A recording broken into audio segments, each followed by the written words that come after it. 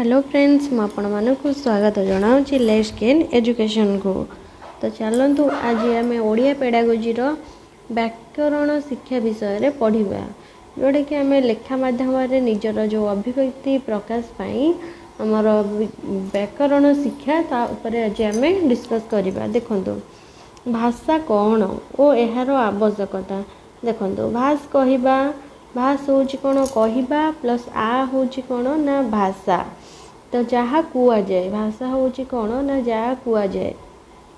तो भाषा माध्यम जड़े निजर मनोभाव चिंता चेतना अनुभूति आदि को प्रकाश करें जहाँ निकटरे से भाषा प्रकाश करे आउ से अत्यंत सही भाषार लोक होइतिबा दरकार ता नहेले केही कहार कथा बुझी पारिबे नहीं।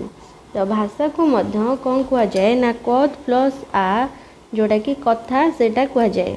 तो अतः भाषा और कथा होची एक तापर कौन ना भाषा बा कथार कार्य निज मनर भाव को समभाषा भाषी अन्य आगे प्रकाश करवा और अन्यर भाव को निजे ग्रहण करवा। तो सुतरां भावर आदान प्रदान भाषार लक्ष्य। तो यह कहूथिबा लोक और शुणुथिबा लोक मध्यरे सीमाबद्ध थिला। तापर कौन ना भाषार प्रकार भेद कौन। तो भाषा मुख्यतः दुई प्रकार कौन गोटे हूँ कथित भाषा द्वितीय हूँ लिखित भाषा। तो निज भाषा को अधिक व्यापक और स्थायी करने को मनीष तैयारी कला लिपि। तो लिपि साहाय्य कौन है ना लिपि साहाय्य मनुष्य ता मनर भाव को लेखि रखिला भविष्य रे आउ जणे पढ़ापी किंबा दूर रे थिबा आत्मीय लोक पढ़ापी। तो आमे एबे जहाँ को चिठी बा पत्र बोली कहूचे पूर्वे ताकू कुआ जाउथिला भाषा। तो जड़े निरक्षर आउ जड़े साक्षर को कहे मो भाषाटी टिकिए पढ़ीदेल कौन। तो तापर कौन आसला ना लेखा होइछि कि काव्य कविता उपन्यास प्रबंध गल्प रम्य रचना आदि भाषार लिखित रूप। तापर कौन आसला ना कथित भाषा और लिखित भाषा मध्य प्रभेद। तो कथित भाषा कौन ना कथित भाषा होची वक्ता और श्रोता उभय मध्य सीमित थाए। तो यार स्थायित्व मध्य कम कारण कहूथिबा लोकटी सबुबेले शुणिथिबा लोकर पाखरे नथिबो। तो कथित भाषा मुहरु अन्यर कान देई अन्य पाखकू जाए। तो कथित भाषा रे अनेक उच्चारणगत त्रुटि प्रयोग धारा शब्द प्रयोग आदि रे भूल थाए। तो ताहार स्थायित्व कम थिबारु ताहा जानी हुए नहीं। तो स्वल्प साक्षर अर्ध स्वाक्षर निरक्षर एवं डिग्रीधारी तथाकथित तो शिक्षित लोक मुखरू ही त्रुटियुक्त कथित भाषा बाहर। तापर कौन ना लिखित भाषार स्थायित्व होची बेसी। तो लिखित भाषा त्रुटिशून्य हेबा उचित। तो लेखारे त्रुटि रहिला बेले तो बेले अर्थरू अनर्थ बाहर। तो सुंदर अक्षर शुद्ध बनान शुद्ध वाक्य विराम चिन्हर प्रयोग शब्दर पृथक्करण अनुच्छेदीकरण आदि लिखित भाषा रे देखिबाकू मिले। तापर कौन ना प्रथमे सृष्टि हैला मौखिक भाषा लोके निजर भाव प्रकाश करबा पई परे सृष्टि हैला मौखिक भाषार लिखित रूप। तो फल रे भाषा साहिता होई रहिला आमर वेद वेदांत उपनिषद पुराण रामायण महाभारत केउ कालरू लेखा होई रही। तो आमे से सब को पढ़ी ज्ञान आहरण करुचु। तो आम भाषा को प्राचीन भाषा बोली प्रमाण करुचु। तापर कौन ना ओडिया भाषा। तो भारतर संविधानर अष्टम अध्याय रे जेते गुड़िए भाषा को जातीय भाषा 22टी रूपे स्वीकृति दिया जाइछि सेगुड़िक मध्यरु आम ओडिया भाषा होची गोटिए। तो कहार दया बा दाक्षिण्यरु आमे सुजोग पाई नाहु एबे आम भाषा को शास्त्रीयर मान्यता मिली। तो आम भाषा को एक शुद्ध भाषा रूपे व्यवहार करबा आमर दायित्व अटे। तापर कौन आसला ना तापर देखंतु ओडिया व्याकरण। तो आम भाषा जे केवल प्राचीन भाषा बा शास्त्रीय भाषा ताहा नुहे। तो यह एक कौन ना विज्ञान सम्मत भाषा। तापर भारतर सर्वप्राचीन भाषा कौन ना संस्कृत। तो संस्कृत भाषार अनेक शब्द कौन रूप परिवर्तन न करी अविकल भाव व्यवहृत तापरे परवर्ती कालरे अन्यान्य भाषार शब्द आम भाषा को आसी आमर शब्द सम्भार वृद्धि रे सहायक होइछि। तो यही ग्रहणीयता ही आमर उदारता। तो संस्कृत भाषार व्याकरण अनुसार आमर व्याकरण कारण आमर विराट शब्द भंडार संस्कृत ही आसी। तो व्याकरण हेउछि भाषार अनुशासन। यह भाषा को मार्जित करी एक शुद्ध रूप प्रदान करे। तो कथित भाषा रे अनेक उच्चारणगत त्रुटि, भाषागत त्रुटि, शब्द प्रयोगगत त्रुटि थिबारु व्याकरण शास्त्र सेगुड़िकु संशोधन करी लिखित भाषा रे प्रयोग करिछि। तापरे आसिला शब्द लोकमुखरे जन्म निए। तो यह अर्थयुक्त वाक्य रे प्रयोग करा जाई भाषा को सुषमा मंडित करे। तो लोकमुखर भाषा धीरे धीरे परिपक्वता लाभ करी अलिखित और लिखित सारस्वत संसार रे मर्यादा लाभ करे।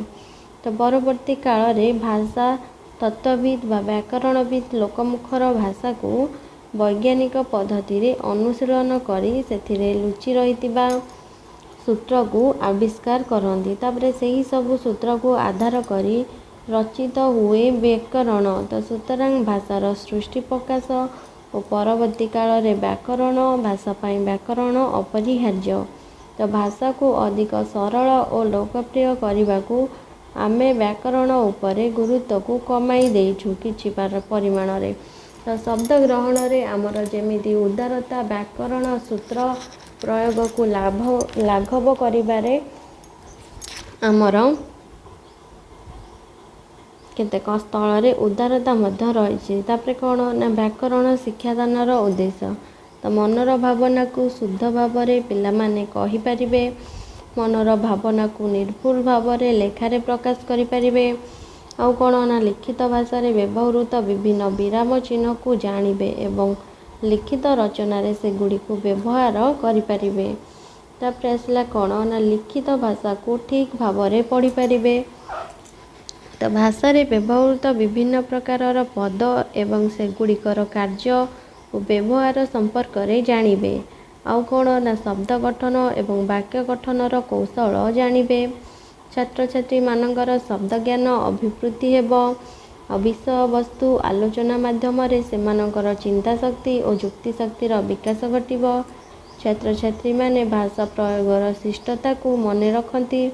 तापरे आसला कौन ना छात्र छात्री माने विभिन्न प्रयोगर उच्च लक्ष्य तथा परिवर्तन विषय रे आलोचना करी जानि पारंती। नेक्स्ट होची कौन ना कालक्रमे हजि जीवाकू बसिथिबा सुंदर प्रयोगर रत्न राजी को साइती रखा पिला माने चेष्टा करती। आ भाषा रे शुद्धता और स्वातंत्र्य रक्षा करती। आ नूतन सूत्रर अनुप्रवेश पाई उन्मुक्त वातायन सृष्टि करती। तापर आसला कौन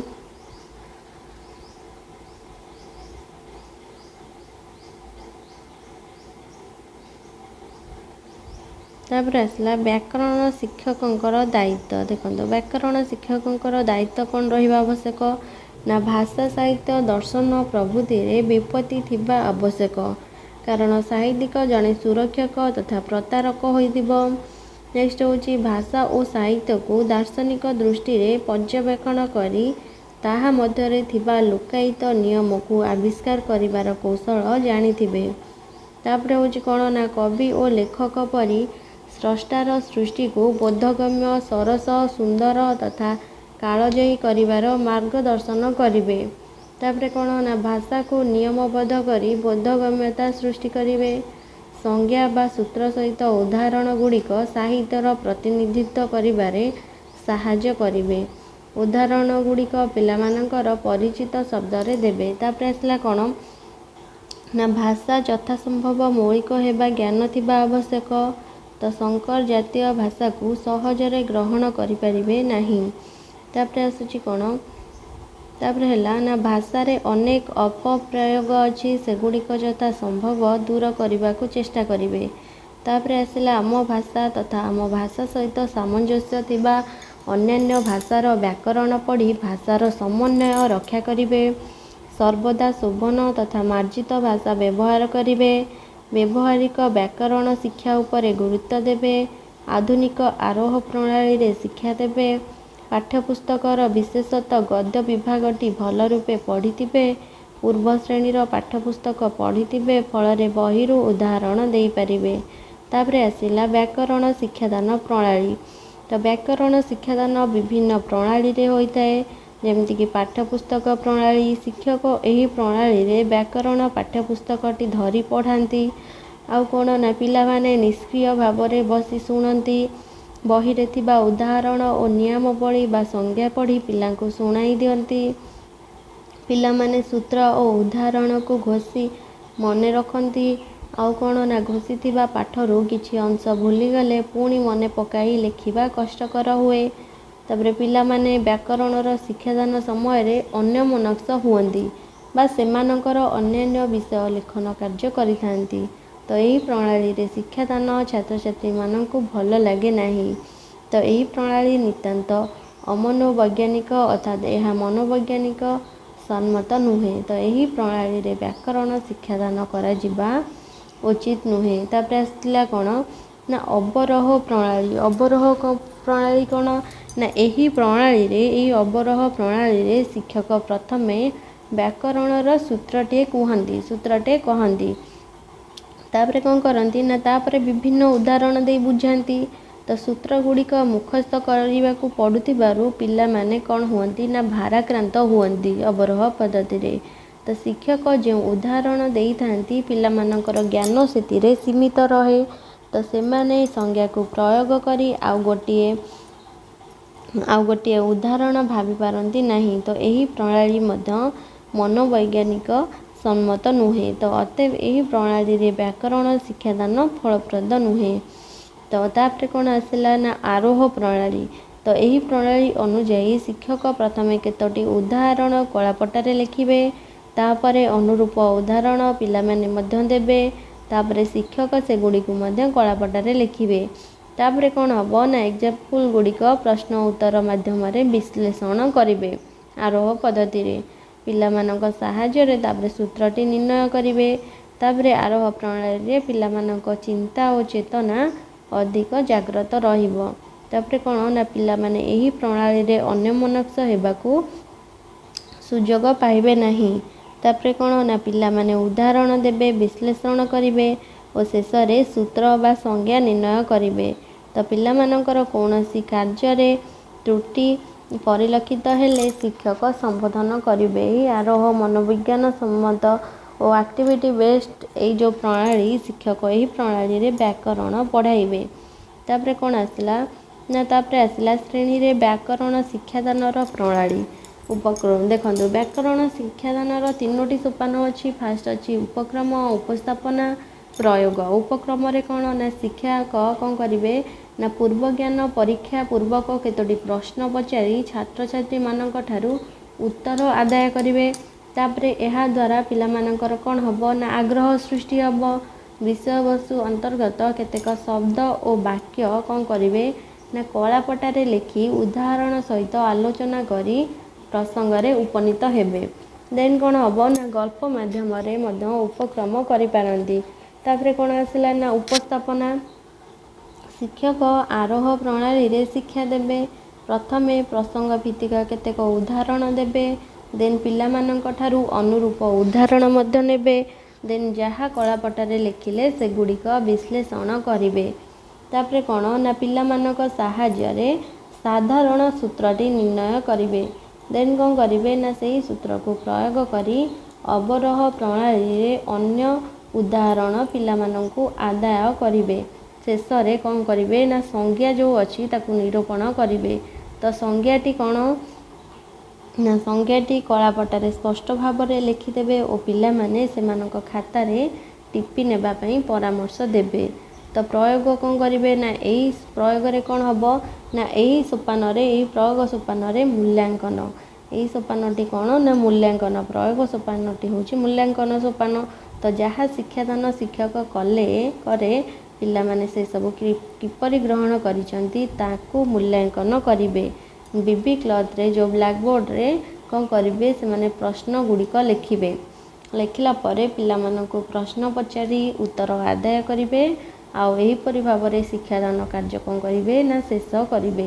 तापरे पिलामानंकु किछि गृहकर्म देबे, होमवर्क देबे। तो घरे किछि काम करबा पई केतेक प्रश्न देबे, होमवर्क देबे। तो ये थिला आजिर क्लास। आई होप आपण मानकु भल लागिथिबो। लाइक शेयर कमेंट करिया को जमारे भी भूलंत नहीं। जदि चैनल को नुआ करी आछंती तो चैनल को सब्सक्राइब करी बेल आइकन को प्रेस कर दिंतु, जहाँ फल नुआ नुआ वीडियो पाई परिबे। Thank you for watching.